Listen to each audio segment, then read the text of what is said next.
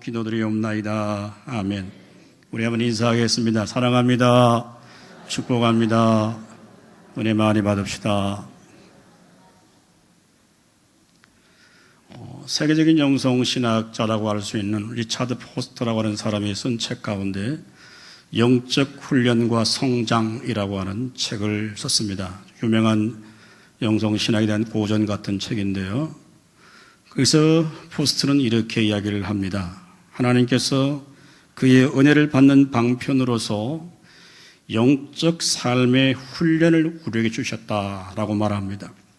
이 훈련이 우리로 하여금 더 하나님께 가까이 나아가도록 만들고, 그러므로 하나님께서 우리를 변화시키기를 원하신다. 그리고 이런 영적 삶의 훈련은 피상적인 신앙의 삶에서 떠나서 더 진지한 삶의 현장으로 우리를 인도하게 된다라고 하는 아주 의미 있는 말을 남겼습니다. 여러분, 우리 성도들이 이 땅을 살면서 우리 신앙의 영적 삶의 최고의 약점이라고 한다면, 저는 다른 것보다도 우리가 예수 믿고 구원받고 그저 하나님 백성 되었다라고 하는 것으로 늘 만족하고 사는 것, 여러분, 이것이 어쩌면 우리의 신앙의 치명적인 약점이 될 수가 있습니다. 구원받고 하나님의 자녀의 신분으로 바뀌었다라고 하는 것은 우리를 이제 영적 진리의 세계로 우리가 들어섰다라고 하는 사실을 망각해서는 안 됩니다. 그래서 끊임없는 하나님과의 관계를 통해서 우리의 신앙이 자라고 성숙해 가지 않으면 우리는 늘 신앙의 변두리에 머물다가 주님 앞에 설 가능성도 우리 가운데 있게 됩니다. 그럴 때 나타나는 현상이 뭐냐 하면, 늘 허구한 날 하나님께 자신의 소원을 빌고 자신의 소원을 이루기 위해서 마치 지성이면 감천이라고 하는 생각을 갖고 자신의 열심과 정성으로서 자기의 소원을 이루기 위해서 몸부림치기 시작합니다. 성도 여러분, 과연 기독교의 신앙은 무엇일까요? 이스라엘 백성들을 향하여 우리가 구약 성경을 읽으면 끊임없이 하나님이 이스라엘 백성들에게 말씀하시는 게 있어요. 이사야 1장 3절 말씀 우리 한번 읽어보겠습니다. 시작. 소는 그 임자를 알고 나귀는 그 주인의 구유를 알건만은 이스라엘은 알지 못하고 나의 백성은 깨닫지 못하는도다 하셨도다. 아멘. 여러분, 소와 나귀는 짐승입니다. 미물입니다. 그들도 마치 임자를 알고 자신에게 먹이를 주는 그 구유의 주인을 알고 있는데, 이스라엘 백성들은 여호와를 알지 못하고 내 백성이 깨닫지 못하는도다 라고 말합니다. 어쩌면 오늘 우리 시대에도 하나님은 항상 우리를 향하여 그렇게 말합니다. 영혼이 없는 이 짐승의 세계의 미물들도 자신의 주인을 알고 있는데, 하나님을 아버지로 모신 하나님의 거룩한 백성들이 하나님이 과연 누구인지, 하나님이 원하는 것이 무엇인가를 알지 못한다고 한다면 우리는 결국 아주 어리석은 삶을 살다가 인생을 마칠 수도 있게 됩니다. 여러분, 신앙은 하나님을 알고 그분의 뜻을 따라서 그 거룩하신 말씀 앞에 순종하며 나아가는 겁니다.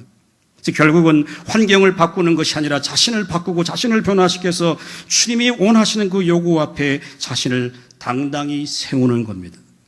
그럴 때 거룩하신 그 하나님이 우리 인생을 붙드시고 우리의 삶을 지키시고 내 걸음걸음을 주님이 인도해 주십니다. 여러분, 어쩌면 성도는 영적인 차원에서 우리는 하나님의 군사라고 그렇게 표현할 수가 있습니다. 여러분, 군사에게 필요한 중요한 것은 계급이 아닙니다. 어떤 계급을 갖고 있느냐 하는 것이 아니라 그것은 2차적인 문제이고, 군인이란, 군사란 명령 하나에 자신의 인생과 삶을 맡기는 사람이 군인이지 않겠어요? 영적 군사의 최고의 통치권자는 누구십니까? 바로 우리 하나님이십니다. 그분의 거룩하신 통치 앞에 자기가 맡길 수 있다고 한다면 그 사람이 영적 군사의 삶을 살아갈 수가 있게 되는 것이죠. 마치 하나님 말씀을 최고의 권위로 높이고 그 하나님을 창조주 하나님으로 고백하는 겁니다. 여러분, 그러나 우리의 본성은 하나님의 권위를 인정하기를 싫어합니다. 하나님을 믿고 살긴 살지만 하나님의 방법보다는 나의 생각과 나의 방법으로 마치 하나님이 나를 좀 도와주기를 기대하고 있습니다. 더 심각해지기 시작하면 하나님마저도 자기 방식대로 뜯어 고치려고 합니다. 그래서 자신의 생각과 자신의 뜻에 하나님의 뜻을 맞추어 달라고 말합니다. 하나님을 믿지만 자신의 방식대로 믿으려고 하는 것이 우리의 신앙의 불행의 시작입니다. 여러분, 오늘 저와 여러분들은 예수 그리스도 안에 우리가 살고 있지만 아직도 이 세상의 가치와 이 세상의 기준들이 어쩌면 나쁜 영적 습관이 되어서 영적 변화와 우리의 성숙과 우리 하나님의 거룩하심을 가로막고 있다라고 하는 것 우리가 잊지 아니해야 됩니다. 여러분, 중요한 것은 무엇입니까? 그럼에도 불구하고 영적 무능함과 부족함과 약함에도 불구하고 우리를 내치거나 버리시 아니하시고 오늘도 우리를 사랑하셔서 오늘 여러분을 이 자리에 나올 수 있도록 붙드신 분이 우리 주님이신 줄로 믿을 수 있기를 주님의 이름으로 축원합니다. 오늘부터 계속해서 히브리서 12장을 강의하려고 합니다. 믿음의 주요 온전케 하시는 우리 주 예수 그리스도를 바라보라고 우리가 히브리서 12장 1절 들어오면 권면합니다. 허다한 많은 믿음의 증인들, 11장 기록된 많은 믿음의 사람들, 고난 가운데 환난 가운데서도 하나님과 시선을 맞추고 끝까지 신앙을 지켰던 그 사람들을 소개하면서 앞서간 모든 믿음의 허다한 증인들이 있으니까 무거운 짐과 얽매이시는 모든 죄를 다 벗어버리고 이가 인내로서 믿음의 경주하라 그렇게 격려합니다.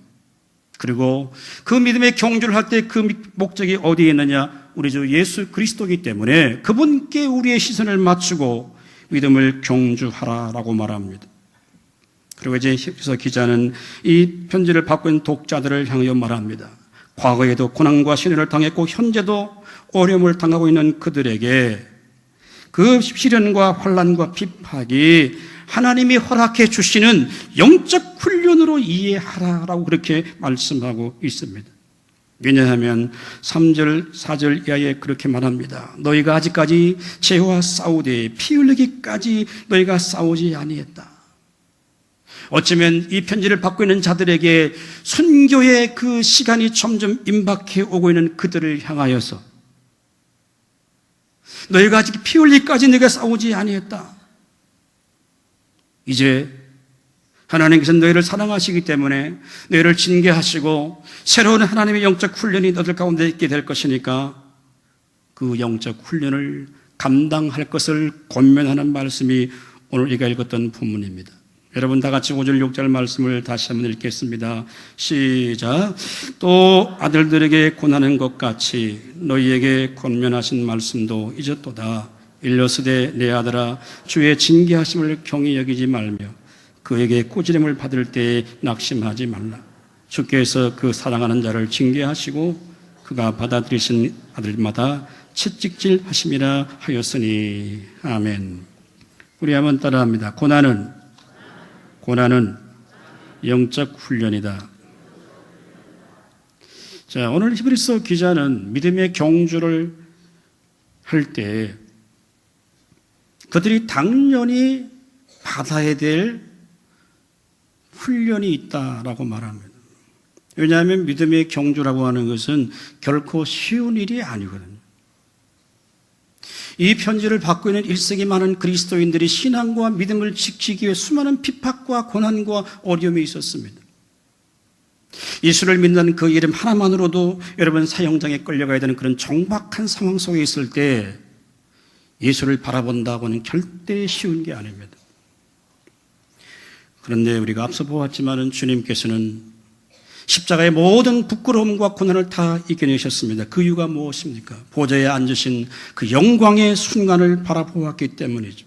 주님이 끝까지 고난을 참으신 예수를 생각하라, 주님을 바라보라 그렇게 말씀하시고 이제 오늘 성령 기자는 아들에게 권면하는 것 같이 내가 너희들을 권면한다라고 말합니다. 내 아들아 주의 징계하심을 경히 여기지 말라. 상당히 혼란스러운 부분이에요. 징계라고 하는 단어를 우리가 먼저 이해해야 되겠습니다. 징계라고 하는 단어는 파이티아스라고 하는 단어인데, 이 단어는 파이티온이라고 하는 어린 아이라고 하는 단어에서 파생된 단어가 파이티아스라고 하는 단어입니다.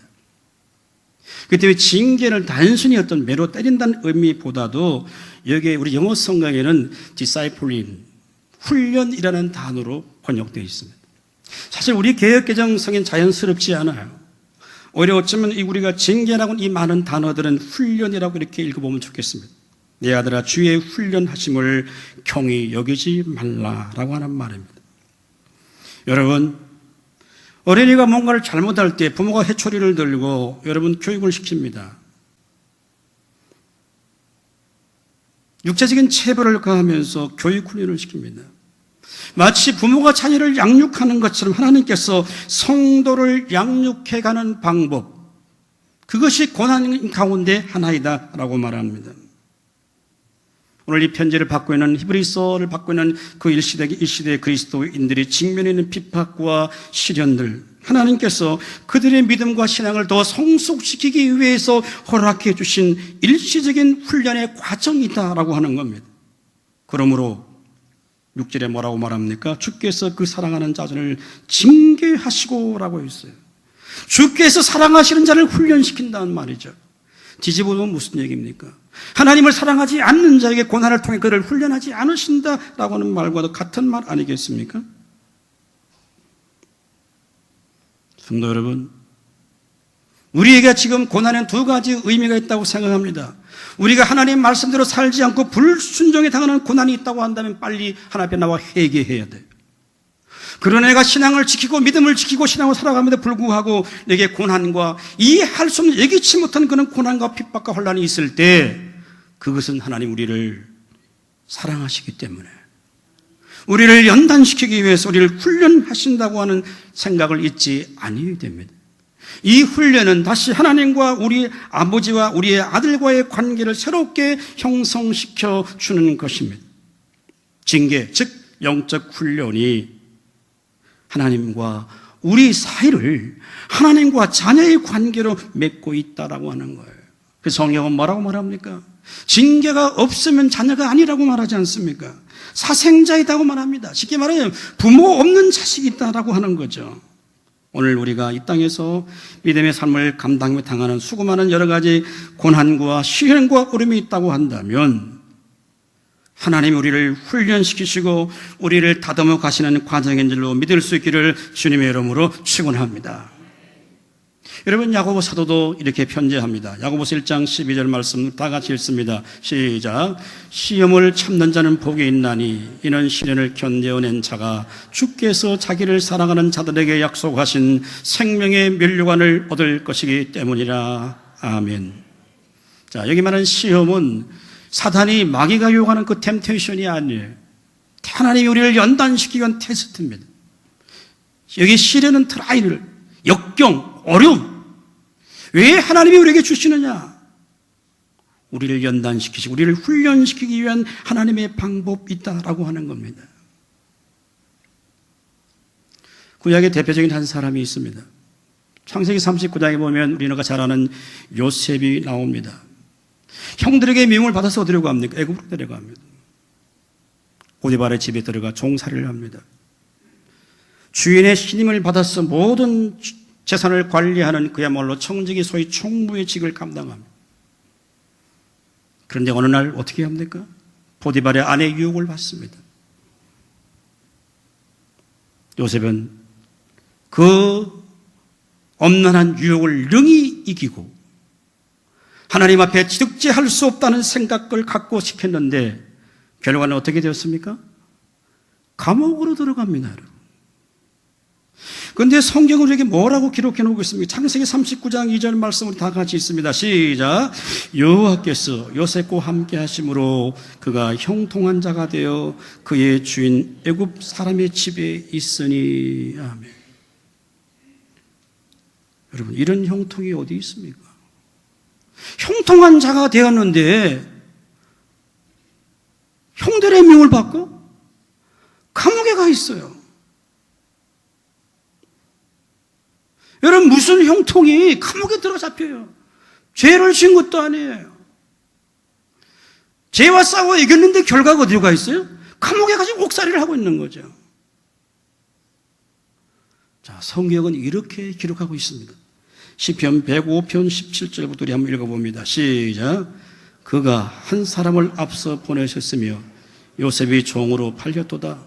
그의 발은 착고를 차고 그의 몸은 쇠사슬에 매였으니 곧 여호와의 말씀이 응할 때까지라.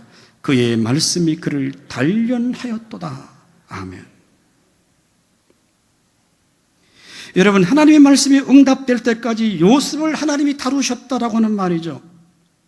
비록 그는 감옥에 있었지만, 고통과 시련 가운데 있었지만 그 일이 하나님이 원하시는 최선의 일이었기 때문에 요셉이 형통했다라고 하는 얘기예요. 여러분, 성경이 말하는 형통은 그냥 잘 되는 게 아니에요.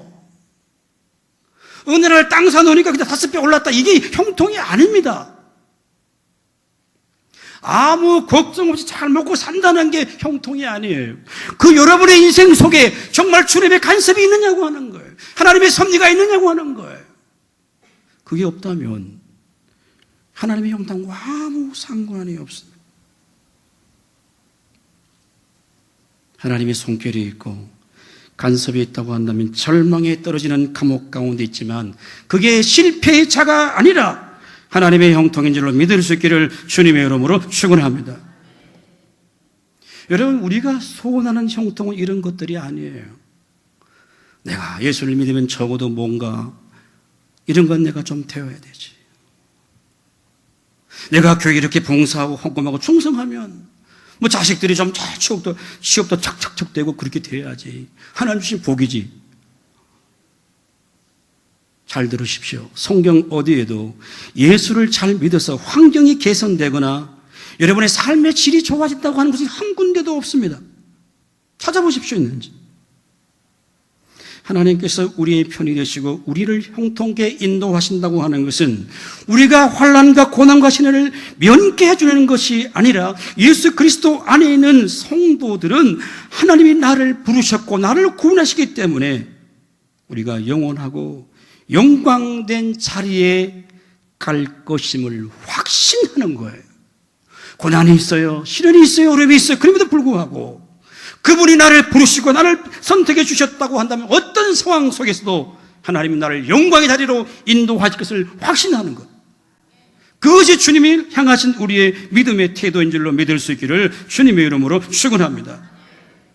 여러분, 비록 우리 앞에 말 못한 고난이 있고 시련이 있고 눈물로 밤을 지새우는 그런 고통이 있을지라도 그것의 의미를 안다고 한다면, 고난의 의미를 알 수 있다고 한다면 나를 하나님의 사람으로 만들어 가시는 영적 훈련이라고 생각할 때에 우리는 비로소 주 앞에 진정한 감사를 드릴 수가 있는 것입니다.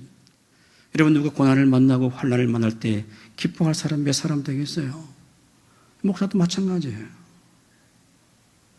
그러나 그 고난과 환난 속에서도 하나님의 선한 뜻을 우리가 알 수 있다고 한다면 저는 그건 영적인 훈련입니다. 성도에게 당하는 고난과 시련은 단순히 죄 때문에 당하는 게 아닙니다.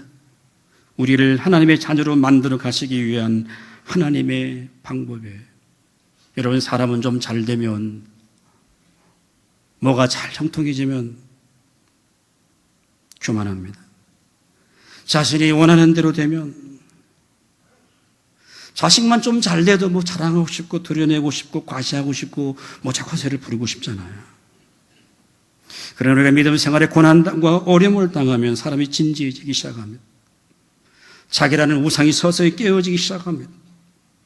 하나님이 주신 영적 훈련 속에 자신이 아무것도 아닌 것을 알고 나는 하나님 만드신 피조물에 불과하다는 사실을 서서히 인정하기 시작할 때 우리와 하나님의 관계가 새롭게 회복되는 거예요. 여러분, 그러나 이단들을 보십시오. 이단들은 뭐라고 말합니까? 지금 내가 고난을 당하면 당신은 뭔가 이유가 있다. 너희 조상이 죄가 있든지. 응? 그러니까 이걸 풀려고 그러면 내 앞에 와서 뭐 큰 거 하나 내놓고 안수 받으면 한 번에 해결된다고 말이야. 여러분, 신앙은 한 번 해결되는 게 없어요. 일평생 우리의 삶의 문제를 가지고 진지하게 주 앞에 나가는 삶입니다. 그래서 우리가 부족하지만 하나님의 은혜를 구하고 주의 도움을 간구하는 거죠. 환난 가운데서 즐거워하고 그 환난은 인내는 연단은 소망을 이룬 줄 압니다고 하는 거룩한 믿음의 고백이 우리 가운데 있다고 한다면 고난은 훈련이요 축복인 줄로 믿을 수 있기를 주님의 이름으로 축원합니다. 영국의 유명한 신학자 C.S. 루이스라는 사람이 있습니다. 그가 쓴 고통의 문제라는 책에 보면 그런 고난을 이렇게 표현합니다. 변장된 축복이라고 말해요.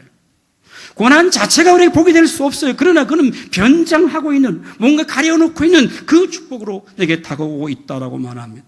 자, 그러면 하나님이 왜 우리에게 고난을 주실까요? 그 이유가 무엇이겠습니까? 썩어질 이 세상의 것들에 소망을 두지 말고 거룩하고 영원한 하나님 나라의 소망을 두라고 우리에게 끊임없는 고난과 시련과 어려움을 주실 때 너희 고난을 축복으로, 훈련으로 감당할 수 있는 성도들의 삶이 될 수 있기를 주님의 이름으로 축원합니다. 자, 두 번째 오늘 본문 9절 말씀 우리 한번 다 같이 읽겠습니다. 9절 시작. 또 우리 육신의 아버지가 우리를 징계하여도 공경하였거든 하물며 모든 영의 아버지께 더욱 복종하며 살려 하지 않겠느냐. 10절 그들은 잠시 자기 뜻대로 우리를 징계하였거니와 오직 하나님은 우리의 유익을 위하여 그의 거룩하심에 참여하게 하시니라. 11절 무릇 징계가 당시에는 즐거워 보이지 않고 슬퍼 보이나 후에 그로 말미암아 연단받은 자들은 의와 평강의 열매를 맺느니라. 아멘. 우리 한번 따라합니다. 영적 훈련을 통해서 의와 평강의 열매를 맺으라. 오늘 히브리서 기자는 이 징계를 말씀하면서 육신의 부모가 자녀를 훈련하는 것과 영의 아버지인 하나님께서 우리를 자녀를 훈련하는 방법을 대조합니다. 여러분, 육신의 부모가 자녀를 양육하기 위해 때로는 매를 들기도 하지 않습니까? 물론 잘 되라고 하겠죠. 그럼 육신의 아버지와 영의 아버지인 하나님과의 차이점이 뭐냐? 훈련의 동기가 다르다라고 하는 거예요. 오늘 우리 부모님들 얼마나 자녀에게 관심이 많습니까? 자녀 교육에 많습니까? 오늘 우리들의 교육의 병폐가 뭡니까? 결국 부모의 욕심 때문에 자녀를 힘들게 하는 거예요.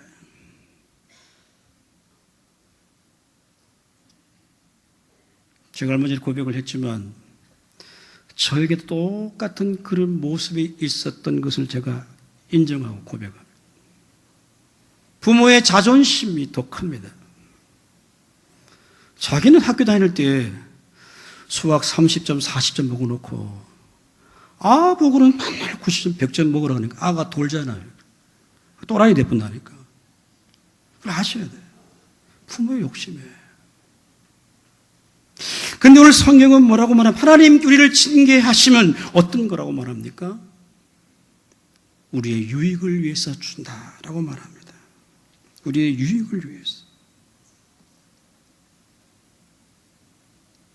하나님 우리를 낙심시키기 위해서 하시는 분이 아닙니다. 오직 하나님은 우리의 유익을 위해서 그 거룩하심에 우리를 참여시키려고 하는 거예요. 그래서 더 하나님의 사람으로, 믿음의 사람으로 만들어 가시기 위한 방법으로서 우리에게 영적 훈련을 허락해 주신다. 그 이유가 무엇입니까? 다시 말해서 하나님 아버지께서 자기의 자녀로 삼기 위함이에요. 자, 오늘 본문에 딱 두 가지가 나타나 있습니다. 첫째는 뭡니까?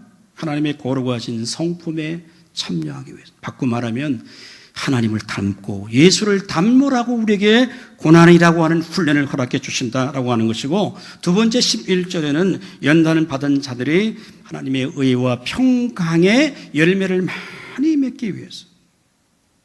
성도 여러분, 고난 좋아할 사람 아무도 없습니다. 그러나 그 목적과 의미를 깨달을 때 우리 가운데 의와 평강의 열매가 맺게 되는 줄로 믿을 수 있기를 주님의 이름으로 축원합니다. 오늘 히브리서 기자는 초대교회 성도들의 신앙과 믿음을 지키려고 할 때 당하는 고난과 어려움과 핍박이 있지만 영적 훈련을 통해서 하나님의 거룩함을 닮아가라고 하는 겁니다. 왜 그렇습니까? 끝까지 내 한 자에게 의의 면류관, 생명의 면류관이 예배되어 있고 우리의 완전한 구원이 이루어지게 될 때에 하나님과 우리가 진정한 샬롬, 평강을 맛보게 되고 누리게 되기 때문에 그렇습니다. 시인은 뭐라고 우리 고백합니까? 시편 119편 71절 말씀을 다 같이 읽습니다. 시작. 고난 당하는 것이 내게 유익이라. 이로 말미암아 내가 주의 율례들을 배우게 되었나이다. 아멘. 유익, 고난 당하는 것이 내게 유익이라. 이 유익이라는 단어, 히브리 단어의 토브라고 하는 단어입니다. 여러 가지 많은 뜻이 있는데 그 가운데 하나가 뭐냐면 번영케 한다, 축복케 한다는 말입니다. 고난 당하는 것이 내게 복이다, 내게 축복이다, 내게 번영이다. 왜? 이로 말미암아 내가 주님의 말씀을 배우고 주의 뜻을 깨닫게 되기 때문에 그 고난 자체가 축복이라고 하는 것이죠. 성도 여러분, 여러분에게 크고 작은 고난과 시련과 어려움이 있습니까? 영적인 훈련임을 기억하십시오. 반드시 우리에게 유익을 위해 주신 줄로 믿을 수 있기를 주님의 이름으로 축원합니다. 하나님을 사랑하는 자, 그 뜻대로 부르심을 입은 자들에게 모든 것이 합력해서 선을 이루어 나가게 될 것입니다. 여러분, 구약 성경의 대표적인 영적 리더가 있다고 하는 그는 바로 모세입니다. 그는 하나님을 아는 사람이었어요. 그는 하나님과 직접 얼굴을 대면한 사람입니다. 그는 40년 동안 미디안 광야에서 영적 훈련을 받은 사람이고 이스라엘 백성들을 출애굽시켜서 40년 동안 광야의 길을 가면서도 수많은 이스라엘 백성들을 하나님이 훈련시켰다라고 하는 사실을 인정합니다. 그리고 이제 요단을 건너면 하나님이 약속하신 가나안 땅이 그들의 눈앞에 보이는 그 모압 평지에 이스라엘 모든 백성들을 모아놓고 긴 설교를 합니다. 그 설교의 핵심은 한마디로 그렇습니다. 하나님께서 너희들을 40년 동안 광야를 왜 걷게 하신 그 이유가 뭐냐? 여호와 너희를 훈련시키고 너희를 연단하고 너희를 단련해서 하나님의 백성으로 가나안 땅에 들어가 살게 하기 위해서 너희를 연단시켰다라고 하는 것이 모세의 설교의 핵심이다. 그러니까 오직 하나님만을 섬기고 하나님만을 예배하라. 그러면 그 가나안 땅에서 너희가 반드시 하나님의 인도를 받게 될 것이다 고 말합니다. 신명기 32장에 모세는 이렇게 말합니다. 32장 10절 12절 다 같이 읽습니다. 시작. 여호와께서 그를 황무지에서 짐승이 부르짖는 광야에서 만나시고 호위하시며 보호하시며 자기의 눈동자같이 지키셨도다. 마치 독수리가 자기의 보금자리를 어지럽게 하며 자기 새끼 위에 너풀거리며 그의 날개를 펴서 새끼를 받으며 그의 날개 위에 그것을 엎는 것 같이 여호와께서 홀로 그들을 인도하셨고 그와 함께한 다른 신이 없었도다. 아멘. 무슨 말입니까, 여러분? 하나님께서 이스라엘 백성들을 마치 자기 눈동자같이 완벽하게 보호하시고 독수리가 마치 자기 새끼를 단련하고 훈련시키시는 그 방법으로 이스라엘 백성들을 40년 동안 광야의 길을 걷게 하셨다고 하는 것을 이제 모세가 그들에게 선포해 주고 있습니다. 우리 너무 잘 알지 않습니까, 여러분? 독수리. 일반적으로 독수리는 여러분 새끼가 태어나고 이제 모기를 조금 먹고 날개를 퍼뜨기 시작할 때 어미 독수리가 어떻게 합니까? 그 둥지를 어지럽힌다, 흔든다고 말합니다. 그럴 때 여러분 새끼 독수리가 떨어지겠죠? 오면 놔주고 막 떨어져요. 낙하할 때 어미 독수리는 다시 날아와서 새끼 독수리를 치어서 올라갑니다. 이런 반복된 훈련을 통해서 새끼 독수리 스스로 날 수 있는 힘을 길러주는 거죠. 그래서 그 둥지 안에 있는 그 세계 안에 있는 것이 아니라 그 넓고 광대한 그 창공을 나를 수 있고 볼 수 있는 눈을 새끼 독수리에게 열어주는 훈련을 하기 위해서 끊임없이 떨어뜨리는 거죠. 오늘 어쩌면 모세는 이스라엘 백성들을 향하여 너에게 왜 이런 많은 고난과 시련과 어려움이 있었던 그 이유가 뭐냐? 하나님이 어떤 분인가를 너희가 더 알게 하기 위해서 이렇게 너희를 눈동자같이 보호하고 지킨 분은 요 하나님 한 분밖에 없다라고 하는 사실을 다시 인식시켜주고 있는 겁니다. 여러분, 하나님도 참 우리가 둥지 안에 평안히 살기를 하나님이 원하지 않습니다. 우리의 둥지를 하나님 때로는 흔드십니다. 고난도 주십니다. 갑자기 사랑했던 남편과 아내가 세상을 떠나기도 합니다. 갑자기 사업에 적선하고 오기도 시작하고, 사랑했던 자녀에게 문제가 생겨도 가정의 수많은 문제들을 통해 우리를 다시 하나 우리를 흔드시는 거예요. 여러분, 그 이유가 무엇이겠습니까? 하나님은 우리를 통해서 그 고난과 시련과 어려움이 있을 때 더 주님 앞에 가까이 가도록 만드시기 위한 하나님의 훈련인 줄로 믿을 수 있기를 주님의 이름으로 축원합니다. 우리의 삶의 보금자리에 아무런 문제가 없으면 얼마나 좋겠습니까, 여러분? 얼마나 좋겠습니까?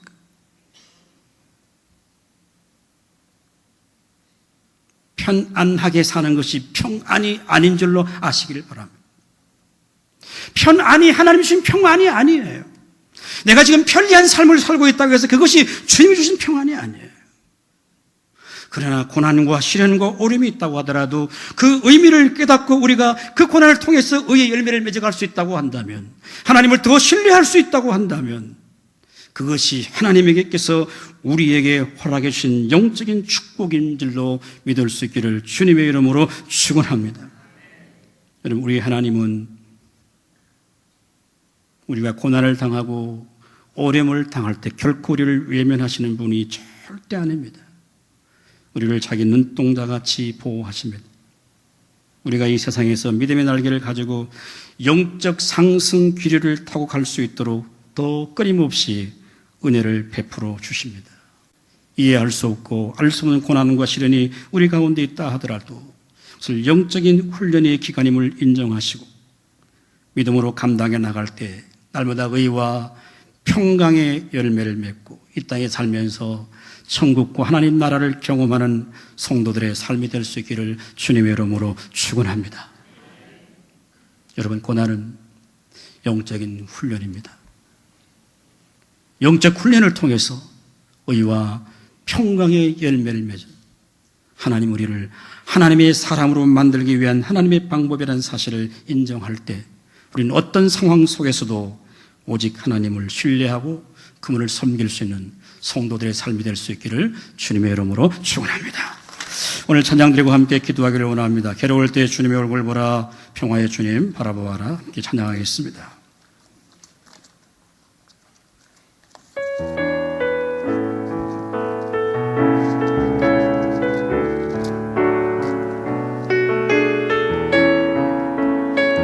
괴로울 때 주님의 얼굴 보라, 평화의 주님 바라보아라. 괴로울 때 얼굴 보라, 평화의 주님 바라보아라. 세상에서 시달린 친구들아, 세상에서 시달린 친구들아, 위로의 주님 바라보아라. 눈을 들어 주를 보라, 눈을 들어 주를 보라. 내 모든 염려 주께 맡겨라. 슬플 때에 주님의 얼굴 보라. 사랑의 주님 안식 주리라. 힘이 없고 연약할 때 능력의 주님 바라보아. 주의 이름 부르는 모든 자는 주의 이름, 모든 자는 힘주시고 늘 지켜주시리. 눈을 들어 주를 보라, 눈을 들어 주를 보라. 내 모든 염려 주께 맡겨라. 슬플 때에 주님의 얼굴 보라. 사랑의 주님 안식 눈을 들어 주를 보라. 우리 손을 들어 찬양 드리겠습니다. 눈을 들어 주를 보라. 내 모든 염려 주께 맡겨라. 슬플 때에 주님의 얼굴 보라. 사랑의 주님 안식 주리라. 우리 한번 다 같이 기도하기 원합니다. 아버지 하나님, 우리가 원치 아니하는 고난과 시련과 환난이 우리 가운데 있다고 한다면